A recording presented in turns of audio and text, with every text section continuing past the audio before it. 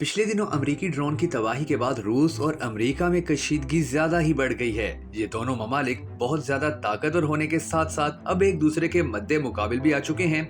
ये अमेरिकी drone बहीरे Aswad में गिरकर उस वक्त तबाह हो गया था जब एक रूसी जंगी तैयारे ने इसे चैलेंज किया था। जानिए कि तबाह होने वाले अमेरिकी ड्रोन तैयारे में क्या खास बात थी और ये कितना ज्यादा महंगा, इसका वजन कितना ज्यादा था और आखिरकार इस अमेरिकी ड्रोन को किस तरह से रूस के जहाज ने निशाना बनाया। ये तमाम तर तफसीलात अब इंटरनेशनल मीडिया पर भी सामने आने लगी हैं, जिनमें से चंद एक अहम तरीन आज के वीडियो के अंदर हम आपको बताने जा रहे हैं। मैं हूं शकील हैदर और आप देख रहे हैं आपका पसंदीदा चैनल बगा फैक्ट्स। नाज़रीन गिरामी, इस वक्त दुनिया की दो सबसे बड़ी ताकतें, जिनमें एक रूस और दूसरा अमेरिका है, अब एक दूसरे के सामने आ चुके हैं। दोनों ममालिक की कोशिश है कि वो ताकत के अंदर एक दूसरे को शिकस्त दें और यही वजह है कि अक्सर औकात रूस कभी अमेरिका और अमेरिका कभी रूस की जंगी अफवाज को चैलेंज करता नजर आता है। सिर्फ यही नहीं बल्कि माजी में भी इन ममालिक के दरमियान कई कशीदगियां बढ़ी थी।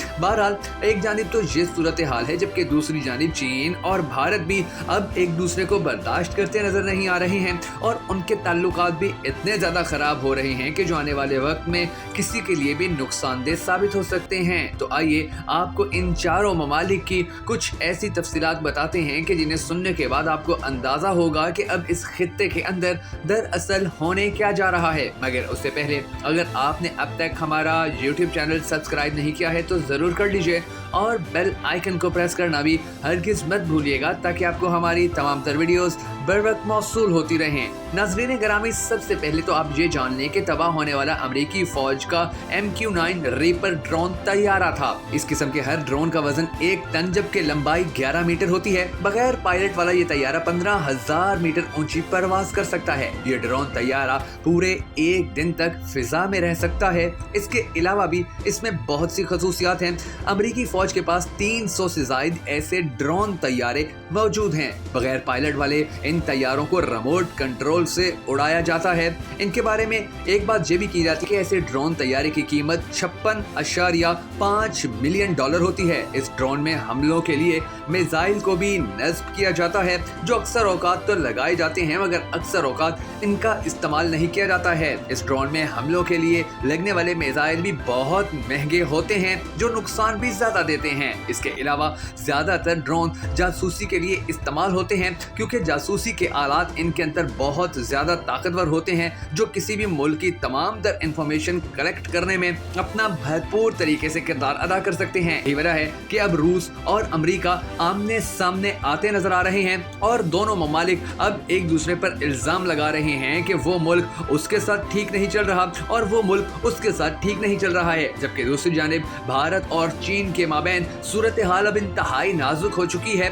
भारतीय वज़ीर ख़ारजा S जयशंकर ने तो यहाँ तक कह दिया है कि लद्दाख के मगरबी हिमालयाती इलाके में भारत और चीन के दरमियान सूरत हाल बहुत नाजुक है, जहाँ कुछ हिस्सों में फौजी दस्ते एक दूसरे के बहुत करीब तैनात हैं। 2020 के वस्त में इस खित्ते में दोनों फरीकैन के दरमियान एक लड़ाई हुई, जिसमें कम से कम 24 फौजी अपनी जिंदगियों से हाथ धो बैठे थे, लेकिन सफारती और फौजी मज़ाकरात के जरिए सूरत हाल को पुरसकून कर दिया गया था। जौहरी हथियारों से लेस इन दो बड़े एशियाई हमसायों के दरमियान गैर मुतय्यन सरहद के मशरकी सेक्टर में दिसंबर में भी कई कार्रवाइयां हुई, लेकिन उसके नतीजे में कोई भी जानी नुकसान नहीं हुआ था।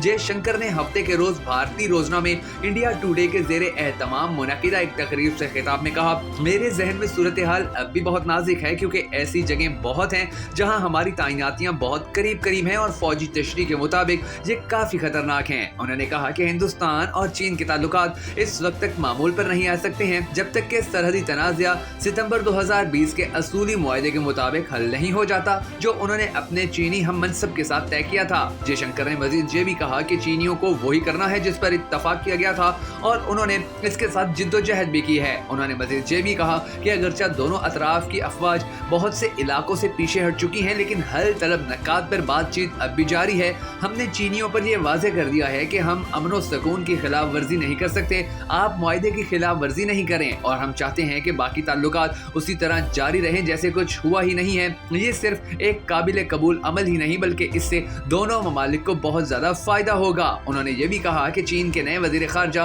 किम गेंग के साथ भारत की मेजबानी में G20 ममालिक के वज़राए खारजा के इजलास के मौके पर सूरत हाल पर तबादला ख्याल भी किया गया। इस साल G20 की सदारत भारत को मिलने के बारे में जयशंकर ने उम्मीद जाहिर की कि नई दिल्ली इस फोरम को अपने आलमी मैंडेट के लिए ज्यादा सच्चा बना सकता है। G20 को एक मुबाहिसा करने वाला क्लब यह सिर्फ आलमी शुमाल का मैदान नहीं होना चाहिए बल्कि तमाम आलमी खदशात को गिरफ्त में लेने की आज बहुत ज्यादा जरूरत है। भारत में गुज़िश्ता 3 हफ्तों में मुनक़िद होने वाले 2 G20 वज़ारती इजलासों में रूस के यूक्रेन पर हमलों का मौजू भी गालिब रहा और सबसे ज्यादा यूक्रेन और रूस के दरमियान चलने वाले मसले को हल करने के हवाले से बात की गई थी। अल्लाह तबारिक व तआला से दुआ है कि अल्लाह तबारिक व तआला दुनिया के अमन को बहाल करे और ये ममालिक जो एक दूसरे के सामने आ चुके हैं ये एक दूसरे से अमन और प्यार से रहें।